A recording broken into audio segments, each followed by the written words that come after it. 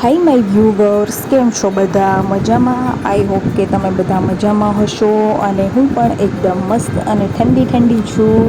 તો તમે જોઈ શકો છો આજે હું ક્યાં છું, પાણીમાં છું અને અમે લોકો નાહવા ગયા છીએ દિવેર, જે મિની ગોવા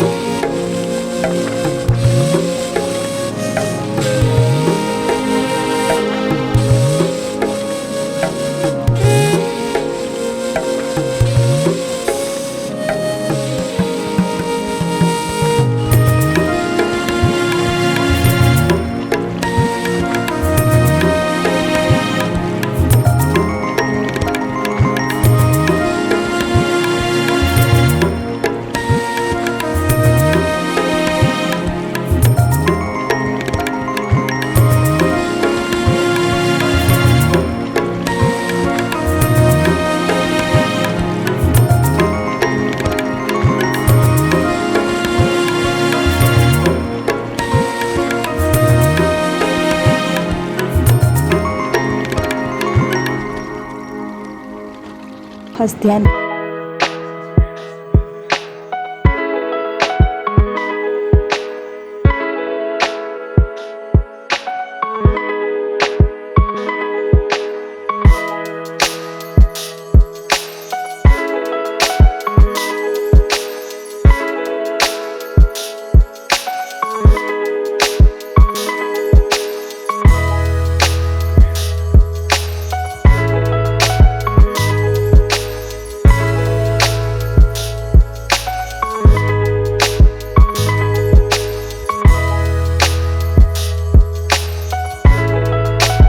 કાંઠા સુધીના વિસ્તારમાં થોડું ઓછું પાણી રહે છે, બટ તમે જેમ જેમ વચ્ચે સેન્ટરમાં જતા રહેશો અથવા તો સામાના કાંઠા તરફ જતા રહેશો તો ત્યાં થોડું પાણી તમને ઘૂંટણ સુધી જોવા મળશે.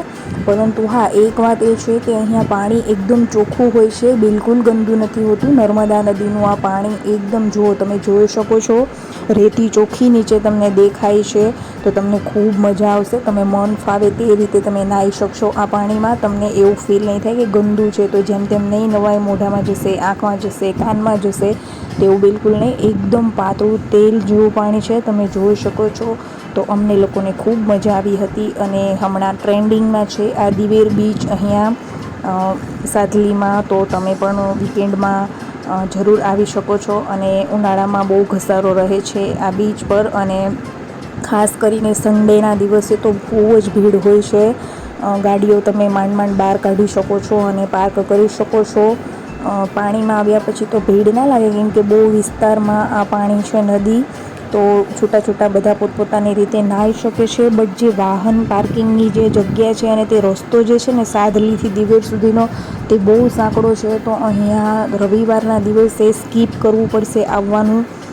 બને ત્યાં સુધી તમે આડા દિવસે આવો તો એટલી ભીડ જોવા નહીં મળે, બટ રવિવારે બહુ જ ભીડ હશે, તો તે વાતનું ધ્યાન રાખવું.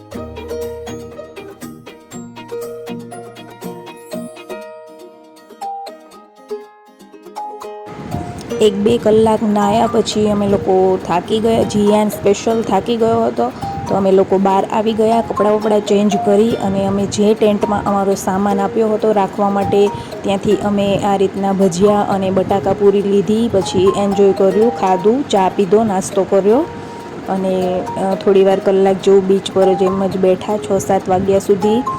નજારો જુઓ તમે, કેટલો સરસ પવન આવે છે. 7 વાગે સ્પેશિયલ લોકો અહીંયા બેસવા માટે પણ આવે છે ગાડીઓ લઈને. તો ખૂબ જ મજા આવી, એન્જોય કરી. તમે પણ આવો, એન્જોય કરો.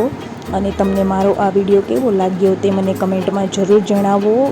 ફ્રેન્ડ્સ, મારા વિડીયોને લાઈક અને શેર કરજો અને મારી ચેનલને જો તમને અનુકૂળ હોય તો સબસ્ક્રાઈબ પણ કરી દેજો અને બેલ આઇકનને પ્રેસ કરવાનું નહીં ભૂલતા, જેથી તમે મારા વિડીયોને જલ્દી જોઈ શકો. બેલ આઇકન પ્રેસ કરવાથી તમને મારા વિડીયોની નોટિફિકેશન આવી જાય છે, નવા વિડીયો જે અપલોડ કરું છું તેની. તો સબસ્ક્રાઈબ કરો છો ત્યારે બાજુમાં એક ઘંટી જેવું આવે છે, તેને પ્રેસ કરી દેવું, જેથી મારા નવા વિડીયોની નોટિફિકેશન તમને મળી જાય અને તમે પહેલાં જોઈ શકો મારો વિડીયો.